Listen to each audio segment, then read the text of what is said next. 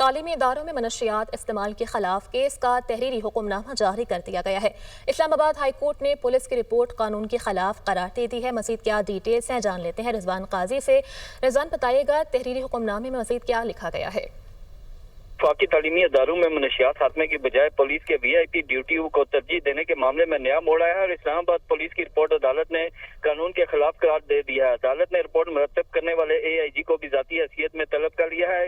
اسلام آباد high court کے justice انعام امین منہاس نے تعلیمی اداروں میں منشیات استعمال کے خلاف کیس کی سماعت کا تحریری حکم نامہ جاری کیا ہے، جس میں عدالت نے پولیس کی رپورٹ کو قانون سے موافق نہ ہونے سے متعلق آگاہ کرتے ہوئے کارروائی کا عندیہ دیا ہے۔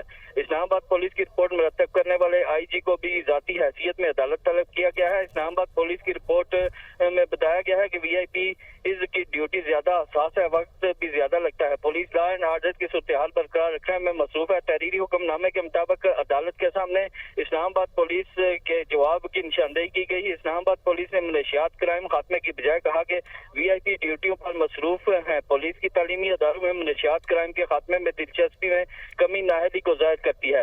رپورٹ قانون کے مطابق درست نہیں۔ جس پولیس افسر نے رپورٹ مرتب کی ہے، آئندہ سماعت پر ذاتی حیثیت میں عدالت پیش ہو اور اس قسم کی رپورٹ جمع کرانے پر کیوں نہ کارروائی کی جائے۔ عدالت نے کا یہ بھی کہنا ہے کہ قانون کے مطابق ذمہ داری نبھانے سے نااہلی پر کیوں نہ کارروائی کی جائے۔ عدالت نے پیمرا سے بھی آئندہ سماعت پر تفصیلی جواب طلب کر لیا اور کیس کی سماعت جو ہے وہ 1 ماہ کے لیے ملتوی کر دی ہے۔ کیس کی سماعت 1 ماہ کے لیے ملتوی کر دی گئی۔ رضوان بہت شکریہ آپ کا۔